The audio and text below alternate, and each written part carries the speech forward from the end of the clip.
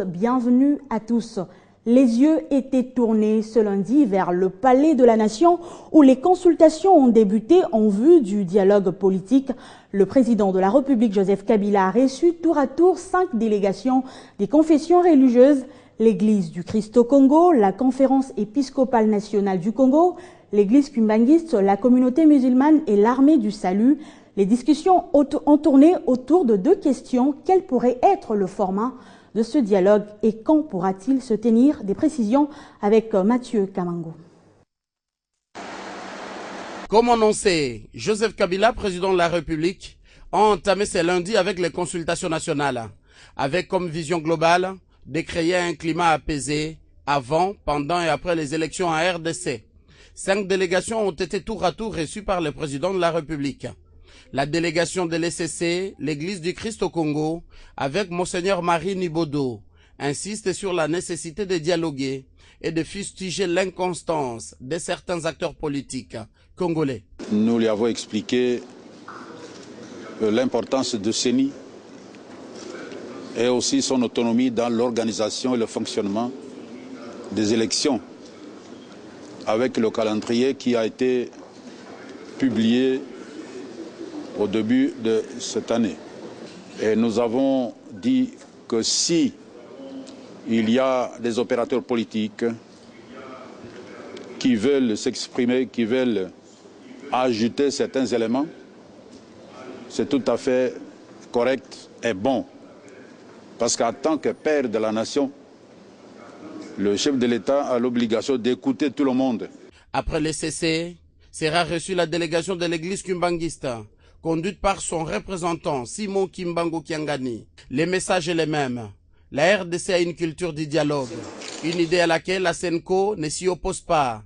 L'Église catholique est prête pour dialoguer, mais dans le respect des règles de jeu, des institutions et de la Constitution. Pour les évêques, il est impérieux pour le moment d'avoir le consensus national sur le calendrier global promulgué par la CENI, et les évêques ont rappelé que, en fait, tout dialogue doit se faire dans le strict respect, dans le respect absolu des règles constitutionnelles et des institutions en place dans la République. Après la SENCO, Joseph Kabila, un consultateur, a reçu la délégation du Comico et celle de l'Armée du Salut. Vous l'avez suivi, il s'est ouvert ce lundi ici au Palais de la Nation, les consultations initiées par Joseph Kabila. Et demain mardi, ça sera le tour, les cardinals Monsengo avec d'autres chefs des confessions religieuses. Depuis le Palais de la Nation, Mathieu Kamango, Télé 50. 5 délégations des confessions religieuses ont été reçues tour à tour par le chef de l'État, Joseph Kabila. Vous venez de le suivre. Nous vous proposons d'écouter l'essentiel de la déclaration des représentants des délégations lors de ces premiers jours des consultations au Palais de la Nation. Nous interpellons tous les acteurs politiques de se mettre autour d'une même table pour trouver une solution concertée pour conduire notre pays, surtout ça, vers une destinée meilleure. S'il y a un problème entre les gens, il faut toujours qu'il y ait un dialogue. Même un père de famille, vous ne devez rien faire dans votre famille sans qu'il y ait un dialogue entre vous et la femme et les enfants.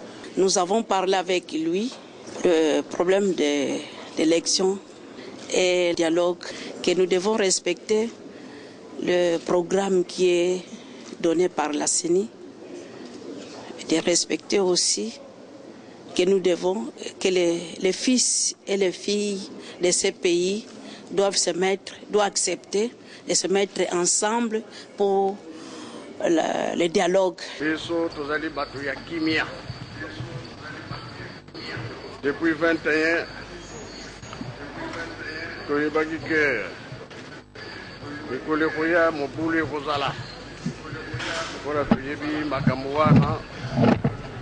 biso totiaka nde mabondele liboso pamba te tozali bato ya kimia, yango toyebisi mokonzi na mopeko ya biso na lingomba, mopeko ya liboso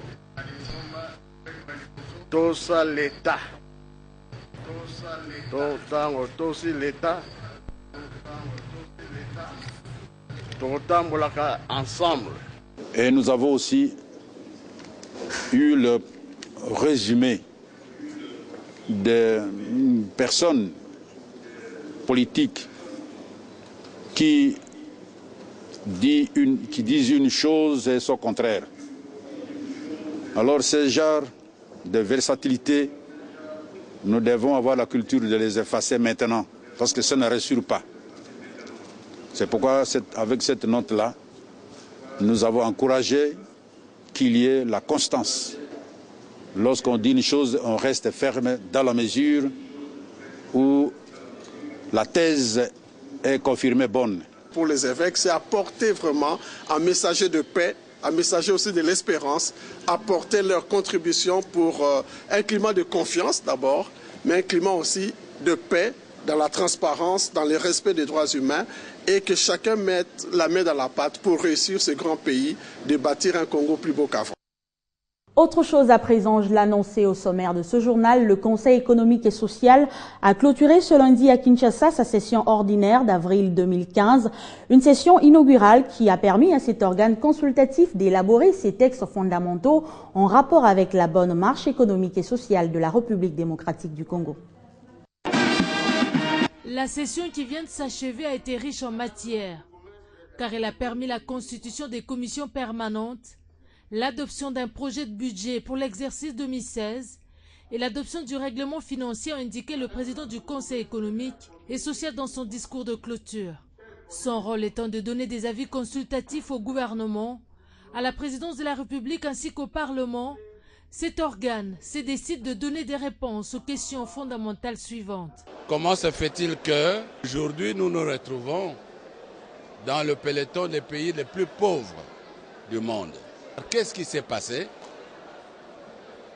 D'un côté, pour que les pays avec lesquels nous étions hier aient progressé, et de l'autre, que notre pays ait lamentablement régressé. Juger le déroulement de cette session. Le projet du budget a été adopté. Le projet du budget n'est jamais définitif. Il tient compte aussi des réalités du pays. C'est des prévisions budgétaires. Maintenant, il faut qu'avec une commission paritaire, qu'on trouve qu'est-ce qui est possible d'être fait dans les conditions de la trésorerie. Voilà. Évidemment, nous ne pouvons qu'être satisfaits, d'autant plus que le travail que nous avions abattu au cours de la session était essentiellement lié à l'examen du budget prévisionnel.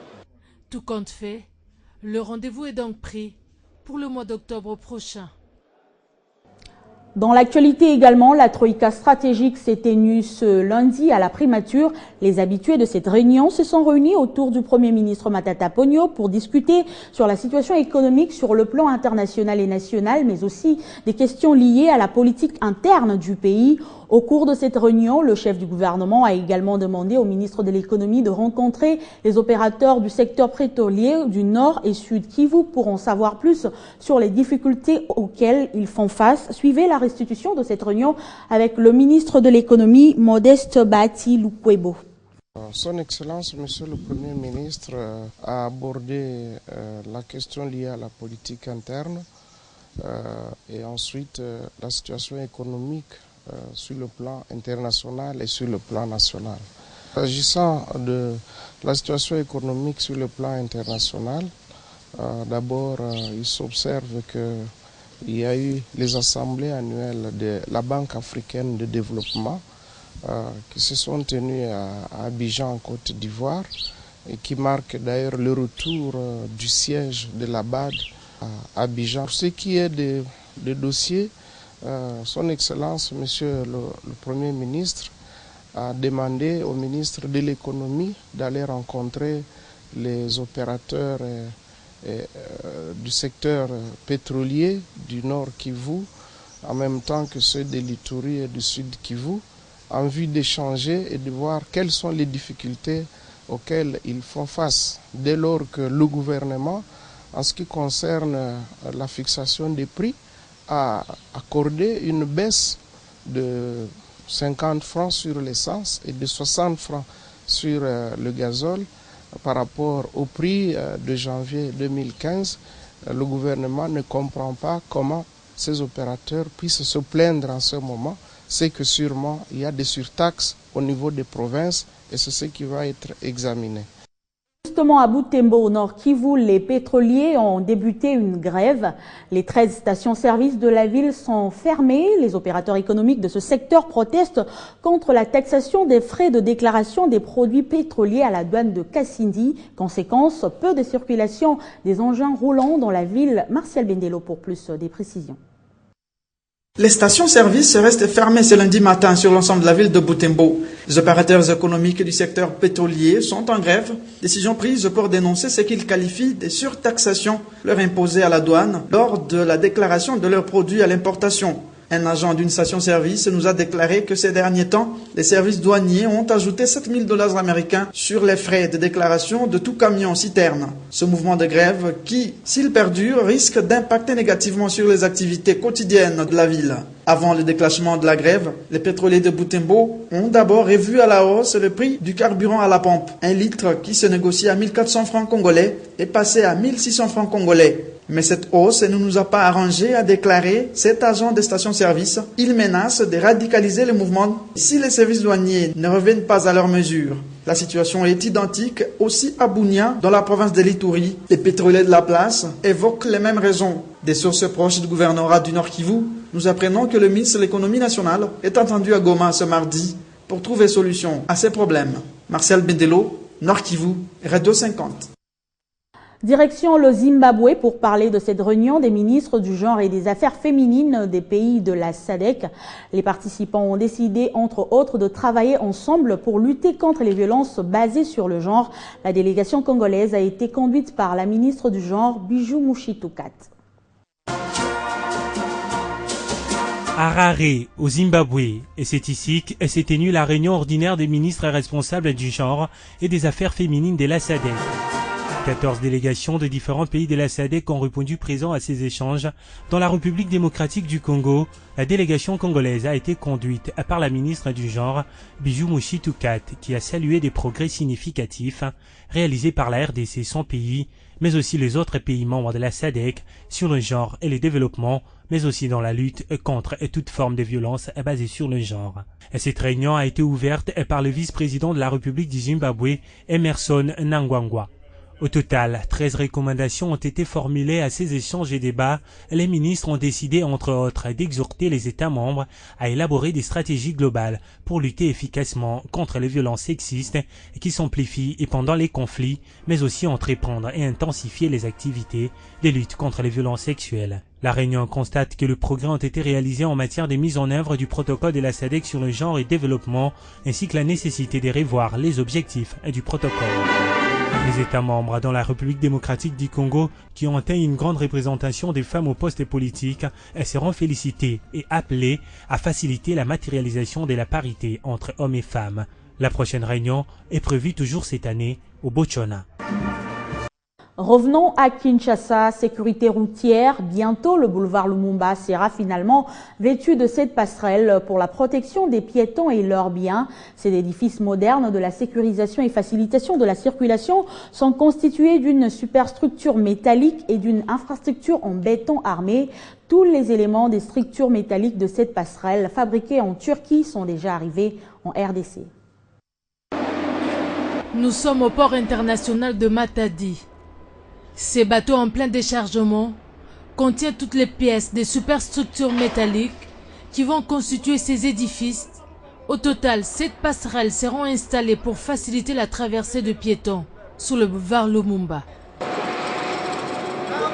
Ces engins viennent ainsi donner corps à ce projet qu'exécute l'entreprise Zénith. Elle était sous le feu des critiques. Heureusement qu'on dit que ce sont des rumeurs parce que les faits le montrent, les matériaux sont là, le bateau est arrivé avec 1675 tonnes de matériaux et les travaux vont bientôt commencer dans sa phase vraiment de réalisation. Et vous voyez que ce sont des rumeurs qui n'étaient pas fondées. À 7 jours de déchargement du bateau, vient le chargement des camions, 1675 tonnes, des pièces et des milliers de matériels et parties composantes.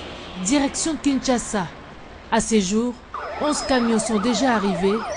Il reste encore plus d'une quarantaine qui viennent en groupe pour éviter le trouble de circulation et embouteillage. nous allons avoir à peu près 50 véhicules qui vont entrer en Kinshasa avec tous les éléments métalliques. Et là, nous avons juste un échantillon.